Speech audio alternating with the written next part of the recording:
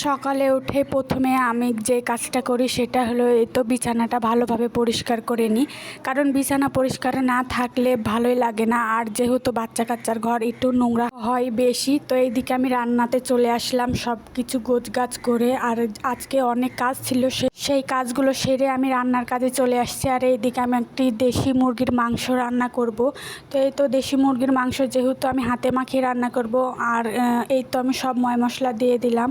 আর বাচ্চাটা তো আমার কয়েকটা দিন মাংস না হলে প্রতিদিন বায়না ধরে, আম্মু আজকে মাংস করে দাও, যার কারণে আজকে একটু ভাবলাম ওকে একটু রান্না করেই দিই।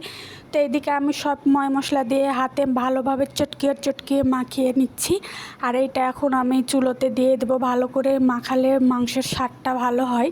আমার মনে হয় ছোট মাছের তরকারি আর এই তো এই দেশি মুরগি আর গরুর মাংস হাতে মাখিয়ে রান্না করলে আমার কাছে বেশি মজা লাগে। তো এই হোক, আমি তো চুলোয় চড়িয়ে দিলাম, এটা আস্তে আস্তে হোক, এটার মতো করে। আর আমি ভালোভাবে এটা রান্না করব, ঢাকনা সরিয়ে সরিয়ে নেড়ে দেবো যাতে মাংসটা তলে না লেগে যায়। আর এই তো মাংস থেকে অনেক তেল বের হয়েছে।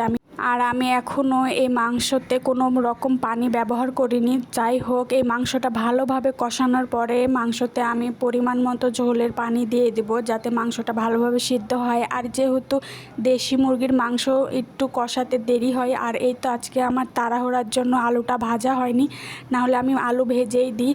আর বাচ্চার জন্য যেহেতু রান্না করছি, সে অনেক পছন্দ করে আলু খেতে, আমার দুই বাচ্চাই, যার কারণে আলুটা একটু বেশি পরিমাণে দিয়েছি। আলু দিয়ে ভাত মাখিয়ে দিলে তারা অনেক মজা করে খেয়ে নেয়। আর এইদিকে আমি আরেকটা রান্না করব, মাছের তরকারি। তো তার জন্য ময় মশলা যত সব লাগে, গুঁড়া মশলা বাটা মশলা সব দিয়ে ভালোভাবে কষিয়ে নিচ্ছি। আর কষানোর পরে তো লবণ দিয়ে দিলাম। লবণটা আমি হাতে দিই, না হলে আমি পরিমাণটা বুঝতে পারি না। তো যাই হোক, আমি এই তো দিয়ে এখন আমি সবজিটা দিয়ে দেবো। এইটা হলো পেঁপে আর আলু। আজকে পেঁপে আর আলু দিয়ে মাছটা রান্না করব। আর পেঁপে খেতে তো অনেক মজা লাগে। তো এই তো আমি ভালোভাবে কষিয়ে নিচ্ছি। আর এটা ভালোভাবে সেদ্ধ হলে আমি তখনই মাছটা দেব। পেঁপেগুলো যেহেতু আমি একটু বড় সাইজের কেটেছিলাম, সেদ্ধ হতে একটু দেরি লাগবে। তো এই তো আমি পরিমাণ মতো পানি দিয়ে দিলাম ঝোলের জন্য। আর এইদিকে আমার মাংসের তরকারিটাও প্রায় রান্না শেষ। এই তো আমার সব ঝোলগুলো কষিয়ে নিয়েছি। আর এইদিকে এইরকমভাবে আমি মাংসটা নামিয়ে নেব। এর ভিতরে আমি আর কোনো পরিমাণে ঝোল দেব না।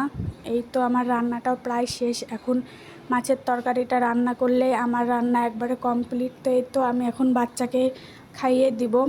আর এই দিকে আমার মাংসের তরকারির কালারটা কিন্তু অনেক সুন্দর আসছে। এরকম কষা কষা তরকারি আমার ছেলেটা অনেক পছন্দ করে। আর আমি দেখছিলাম পেঁপেটা সিদ্ধ হয়ে আসছে নাকি। তো পেঁপেটা প্রায় সিদ্ধ হয়ে গেছে। আমি এখন এটাতেও ঝোলের পানিটা দিয়ে দিব। মাছের তরকারি যেহেতু একটু তো ঝোল রাখতেই হবে। একটাতে আমি ঝোল রাখিনি, মানে মাংসের তরকারিতে আমি তো কোনো ঝোলই রাখিনি, আর একটাতে ঝোল রাখবো, যার কারণে একটু পানিটা বেশি দিয়েছি। আর এখন আমি মাছগুলো দিয়ে দেবো। আমি মাছগুলো আগে থেকেই ভেজে রেখেছিলাম, তো আমি মাছটা দিয়ে দিলাম। আর এখানে আমার রান্নাটা রাখছে। আর ভিডিওটা বাড়াতে পারলাম না। আপনারা সবাই ভালো থাকবেন। আর আমার ভিডিওতে অবশ্যই লাইক কমেন্ট করবেন। সবাইকে আল্লাহ হাফেজ।